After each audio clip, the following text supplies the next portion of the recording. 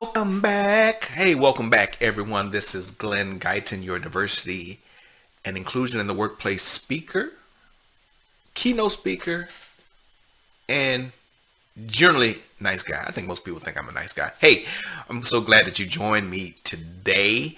And make sure you subscribe to this channel. Tell your friends about it. I appreciate it. But subscribe, that's a big deal. I really appreciate that. But today we're going to talk about last time we talked about white privilege. I think if you go back and check out the video before this one, we talked about white privilege. But today we're going to talk about discrimination against white people. You know, a lot of white people feel discriminated against, and I mean, I get it. I get it.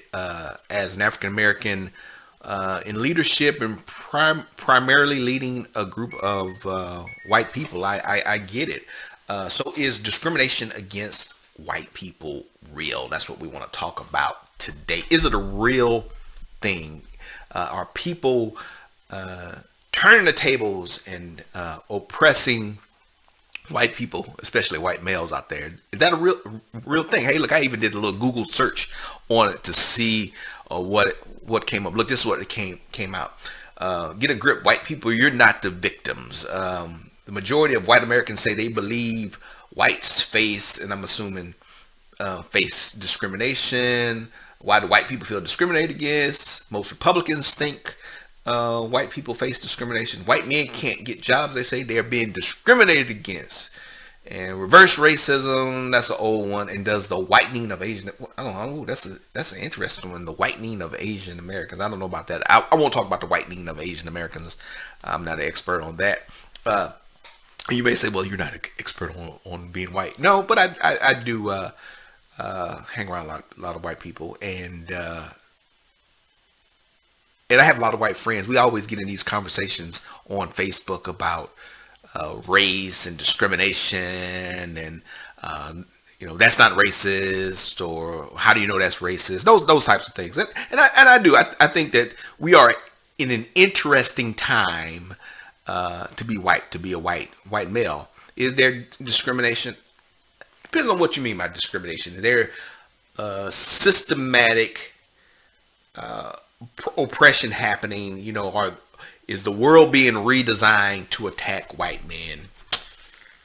I would have to say no. I'm sorry, my white friends. I'm sorry, but I don't think so. I think that there still is an advantage to be white. I just think that there are more people of color, more women in positions of power. So people that were marginalized in the past are more vocal now, and so you have more writers. People are more cognizant and willing to talk about, I think, race and discrimination in a different way.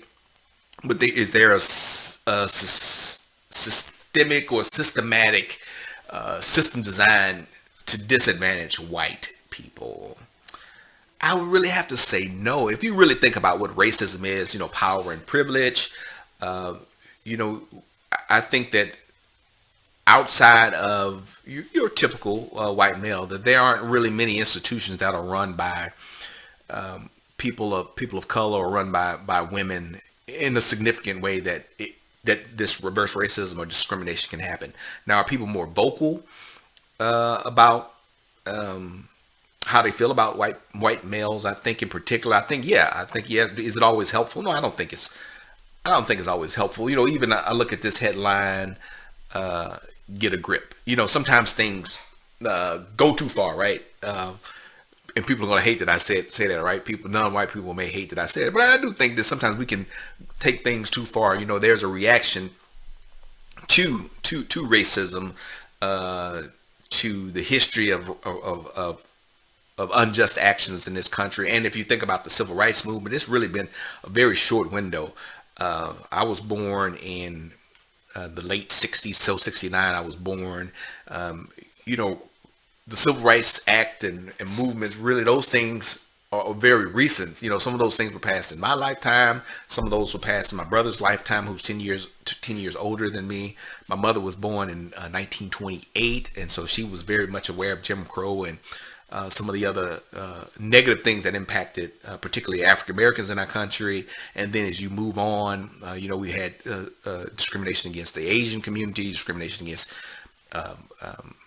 Mexicans, the Latino community. I don't want to use the word Hispanic because that means something different nowadays. But there's been systematic discrimination, not to mention the genocide of Native Americans in this country. So the things that are being faced by white people in this country, I don't think would be equivalent to the historic oppression of marginalized people in this country.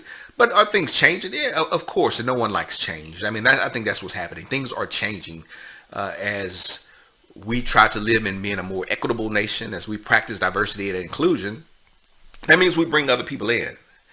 But I try to tell people when I do training that diversity and inclusion is not pie, right? It's not like, oh, we're going to cut this pie up and we're going to give the Hispanic people this piece, we're going to give the black people this piece, we're going to give the Asians, and there's nothing left over for white people. That's not how diversity, equity, and inclusion works if done right. Really what should happen is that we increase the size of that pie because we are bringing in diverse views and talents. We are expanding the opportunity. We are expanding our market reach. We are bringing in creativity, new skilled workers. And so there are a lot of things that are going on in our economy and it's changing. It is not because of diversity, equity, inclusion. It's because we are switching from we switched from agricultural to a more industrial society. And now we're moving into a more intellectual property. So I think people just haven't caught up. Their skills have not necessarily caught up with the changes in the job market. And people need a scapegoat. They want a scapegoat change. And the change is happening is that there is more diversity in the workplace. And that's a good thing. And that doesn't mean that you can't that it's because you're white that you don't have a job. Maybe you need to have better skills. And I would say the same thing about people of color, but I don't think that there is a systemic movement against white people. Now you may or may not disagree. Again, this is my channel. You came to my channel, and I have friends. We have these discussions all the time. I think, hey, it's okay to be white. I think it's okay to be proud that you're white. I'm proud that I am an African American. Now I probably wouldn't go down the streets shouting white power. I think that just will get you in trouble. But I do think that you can be proud of your heritage, whether you are from France, Italy or Spain or wherever you're from. We can be proud of our heritage and celebrate those things, but understand that just because one group begins to be elevated doesn't mean that we should be offended by that or that people are out to get us. I think that the media and politicians want to fuel a divide so that they can get reelected or so that they can get eyeballs. The media wants to polarize us so that, we either watch CNN or we watch Fox, so we can't watch both. We have to be either Republicans or Democrats. We can't be thoughtful independents. And so these polarities pull us apart, and any opportunity for people to divide us and use that to their advantage, people will do that. So don't get caught up in these debates. I think that we all need to coexist. We all need to work hand in hand.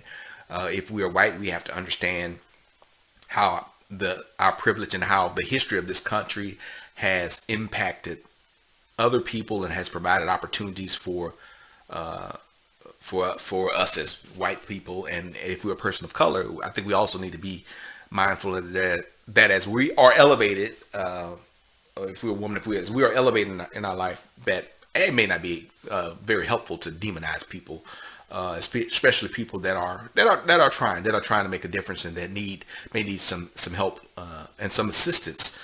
They may need to be educated. You can yell and scream if you want at people. You can be angry. You can say they deserve it or it's my turn now.